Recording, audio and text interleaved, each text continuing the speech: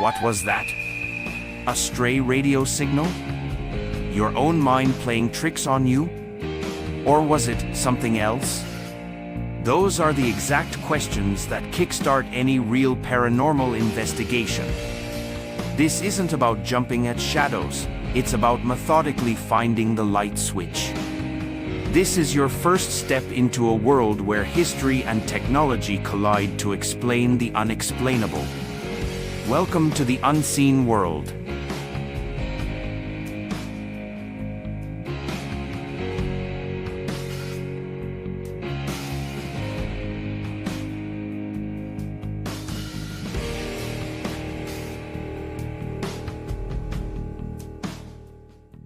A recent government report revealed the government received more than 750 new UAP sightings in the 2024 fiscal year, leaving lawmakers digging into the mystery and national security concerns posed by these objects.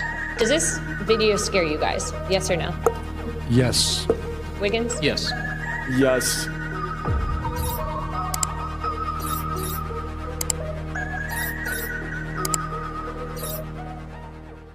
Congressman, thank you for joining us.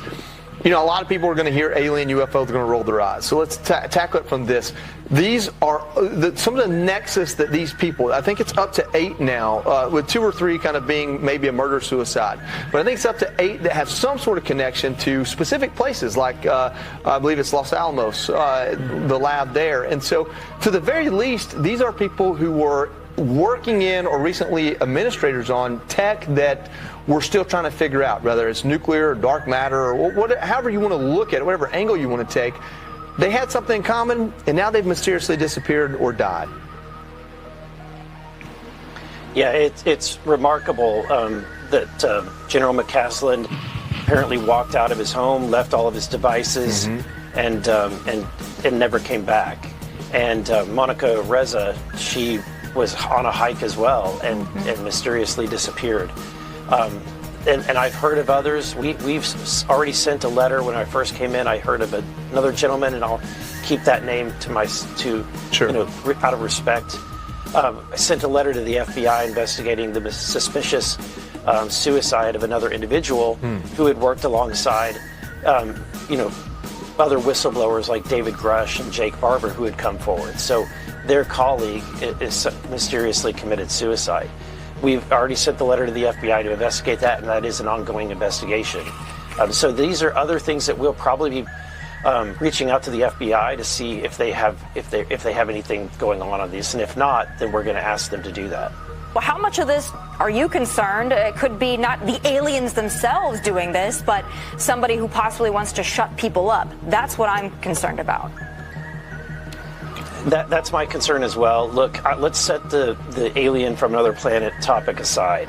There's clearly demonstrated technology that is extremely advanced, and I've seen videos. We've had a lot of reports. We've had pilots that have encountered these objects. There is a type of technology that is so cutting edge and advanced, you know, whether it's being held by a foreign entity or a private contractor in the United States. What's clear is that they are doing, there's a lot of work to keep very highly guarded the secret of that technology. And and also probably a lot of work that's being done by our adversaries to try to discover what this technology is. Look, that's what we're looking into. I'm trying to figure out what is going on, what is actually flying in our airspace, what's going over some of our air, you know, whether it's a military base or some of our missile silos locations. There's a lot of activity that's reported and documented, and it's important that we identify and figure out what's going on. Now, in my effort, what I've made very clear is that if I uncover the fact that we are not alone in this universe, that's not something for any politician, any government to withhold from humanity. That is not top secret, and it shouldn't be top secret. But you know, any kind of advanced technology that keeps us safe is probably something we should guard and protect. kind of piggybacking on what you were just saying is, Christopher Mellon, former Deputy Assistant Secretary of Defense Intelligence during Clinton and Bush administrations, told the Post last week that the federal government possesses a jaw-dropping trove of photos and videos. If that's true, what is the impetus in keeping this from the American people? Is it so that there isn't a mass panic? Why would they do that? I don't know why they've been keeping it a secret for so long. There are a lot of these videos that they're keeping classified have been captured on technology that we don't want our adversaries to know that we have the ability to capture. So in other words, the cameras themselves are highly classified, and because of that, we don't want to release the footage. Now, that doesn't mean that Congress shouldn't be able to see this, which is why I've been, we have a lot of whistleblowers that have come forward. I've been given a list of about 2 to 3 dozen of these files and have submitted a request, an official request to Tulsi Gabbard's office, to the Department of War, to, the Secretary of State and the Department of Energy to be able to see these files. And I've got a contact with other whistleblowers. There's more files to come. So we've got people on the inside watching to see, based on our request, if these files have been moved, if they are deleted or changed in any way to avoid that. So we're on the trail, and hopefully Congress can be able to at least get our eyes on these videos and give some insights to the American people. Congressman Eric Burleson, thank you for joining us. Thank you for bringing some answers. I hope you all do find some answers and make them public. Well, hey everybody, it's Curtis Lee. I want to get on here and do a little video today about how all these guys wearing these suits and ties that are supposed to be taking care of the country pretty much seem to be doing everything but. They're talking about aliens. I did a video here a couple of weeks ago about President Obama and President Trump both mentioning aliens. And apparently alien fever has taken over all the suit-wearing guys now. So if you're interested in seeing that video about President Obama and President Trump talking about aliens, I'm going to put the link to it right up here. So I guess let's start with Bill Maher. Bill Maher, who has one of the most popular late-night shows, talk shows in the country. It's on HBO. I go back and forth on whether I want to watch him or not. Anyway, Bill Maher's kind of become a simp for Donald Trump. He can act like he's independent, but he's pretty much rolled over to him like everybody else has. All these guys want to act like they're big and bad, but they rolled over the fat boy in a heartbeat. Sorry, I don't mean to be mean. Bill Maher has one of the largest platforms in the country and reaches God knows how many people. And he decided this week to spend 10 minutes of his show talking about aliens. And he also said that anybody that didn't believe in aliens was stupid. But he literally spent 10 minutes of his show, the very end of his show, his closeout, talking about aliens. So I'm going to let you play that. I'm going to play that clip for you right now, and then we're going to talk about somebody else. If at this point you don't believe aliens are here and observing us, maybe you're the conspiracy theorist. Now, the government's official public line is, we don't know what these things are. But in private, what they say is, no, seriously, we don't know what the fuck these things are. All right, so that was Bill's clip. That wasn't the whole clip. Like I said, he spent 10 minutes. That was just a little short thing I wanted to show you guys. To show you what he's focused on and what a lot of people seem to be focused on. Not focused on the fact they started the war. They're focused on the fact that there's aliens and things they don't understand. So they're going to talk about that rather than reality. Most of us have to live in reality, though. Most of us can't live in this little bubble that these rich guys are. We're going to have to pop that bubble here soon. But here, so Bill said that anybody that doesn't believe in aliens is probably a conspiracy theorist. Vice President Vance gave an interview on Benny Johnson's show, I believe it was Thursday, and he said that he believes that aliens are demons. So here we are, got a couple guys in suits making a whole lot of money, basically ruling over us, and they're arguing about whether aliens are demons or aliens or extraterrestrials or interdimensional beings. But they're not talking about the fact that they're getting young men and women killed on the battlefield. We're going to Area 51. We're going out to New Mexico. We're going to sort of get to the bottom of this. We're waiting for it. We saw aliens.gov. You know me. We saw aliens.gov. I don't think they're aliens. I think they're demons anyway, but that's a longer discussion. They're not talking about the fact that they're blowing up kids in schools. They're not talking about the fact that they're blowing up desalination plants and power plants. These are all war crimes. So that's what these guys are trying to cover up for, is all their war crimes. So they can talk about aliens all they want. I like talking about aliens. That's what my channel's about. We've got a lot bigger problems than aliens. And if the aliens are here, we're putting on a bad show for them. We're pretty much showing that we're not capable of handling our own affairs and taking care of our own planet anymore. So if there are some alien beings out there and they think the Earth is worth saving, they might come in here and just wipe us out to save it. Food for thought. Anyway, that's my alien video. Like I said, these guys wearing these suits and ties, they seem to only be serving one interest. And it's not ours. So anyway, that's my view. Y'all have a good day. 3 former military officials just testified to Congress saying that the U.S. government has UFOs. Yeah, there's some weird stuff going on with UFOs and UAPs. There's that General Missing too, and a couple other people associated with him. I'm going to dig into it and see what I come up with. Well, good evening, everybody. It's Curtis Lee. I want to get on here and do a little video about aliens. Apparently, the last 2 presidents that we've had, I guess not the last 2, but 2 of the last presidents that we've had, President Obama and President Trump have both mentioned aliens in the last week or so. So I thought I'd talk about that. So apparently President Obama was being interviewed on a YouTube podcast, Brian Tyler Cohen, and I guess at the end of the interview, Brian asked President Obama about aliens, and apparently President Obama said, well, that he believed in aliens, or thought aliens were real, but they weren't keeping them at Area 51. And that he'd never met any, unless there was some conspiracy that was being kept from the President of the United States. And apparently then later that day, President Trump caught word of it, or a reporter asked him a question, and of course he had to jump on President Obama and act like it was classified information.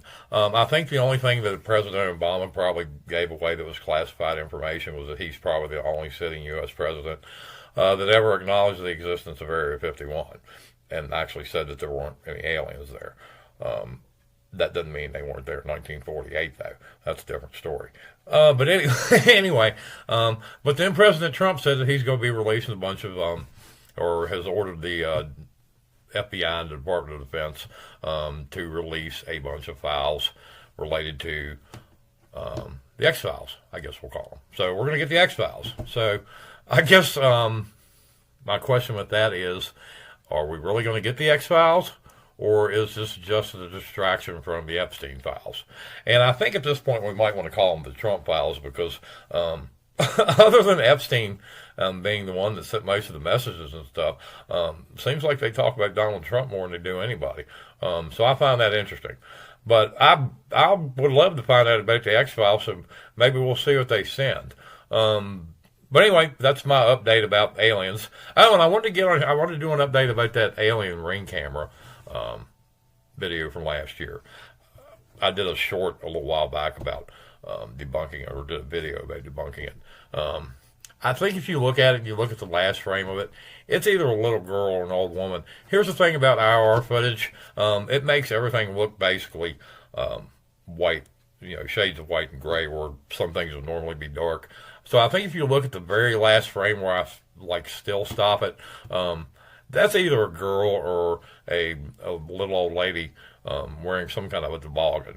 And right at the last frame, you can see she kind of turns her head, and you can see more of the silhouette of her face. I think she's wearing glasses. I think she's wearing a toboggan. Like I said, I think it's either a little girl or an old woman, kind of hunched over. It looks like the weather's pretty bad, so somebody hunched over trying to get through the bad weather would make sense. So I think that's what that ring camera caught. Also, it's a fisheye lens, so anything that's in it's going to be kind of rounded and distorted. So, like I said, that's my alien update. So we're going to see if we get the X-Files, courtesy of President Trump, and that's my view of the alien ring camera video. So you guys have a good evening, and thank you for listening.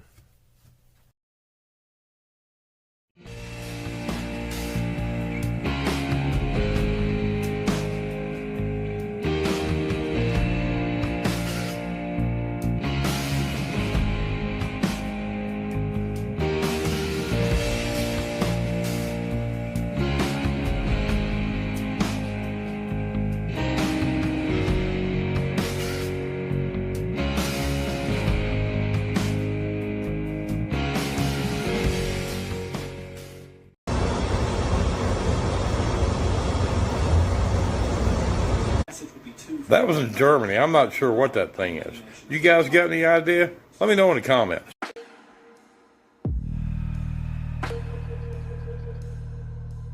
What does it take to silence someone who knows too much? A threat?